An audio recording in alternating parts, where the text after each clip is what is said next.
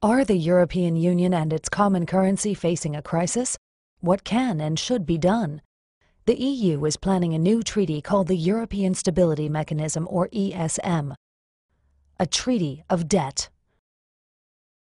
Members of Parliament all have access to the draft legislation. The authorized capital stock shall be 700 billion euros.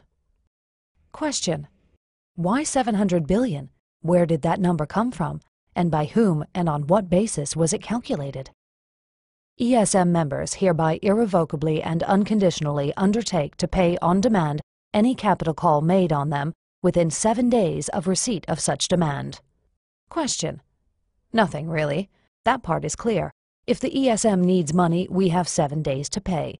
Taking normal bank processing times into account, that means we have 4 days to write a check.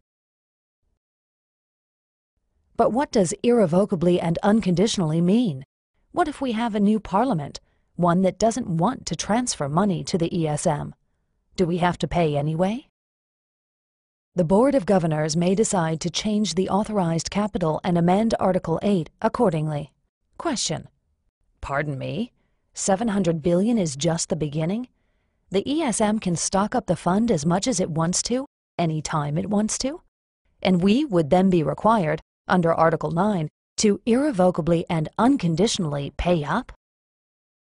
The ESM shall have full legal capacity to institute legal proceedings. The ESM, its property, funding, and assets shall enjoy immunity from every form of judicial process. Question: so the ESM program can sue us, but we can't challenge it in court? The property, funding, and assets of the ESM shall be immune from search, requisition, confiscation, expropriation, or any other form of seizure, taking, or foreclosure by executive, judicial, administrative, or legislative action. Question: immune from judicial action was covered in the last point, but this means neither our governments, nor our legislatures, nor any of our democratic laws have any effect on the ESM organization? That's a pretty powerful treaty. Governors, alternate governors, directors, alternate directors, the managing director, and staff members shall be immune from legal process with respect to acts performed by them and shall enjoy inviolability in respect to their official papers and documents. Question: so anyone involved in the ESM is off the hook? They can't be held accountable for anything? And does the inviolability of their papers mean we can't destroy them, or that we won't even be allowed to see what's been written?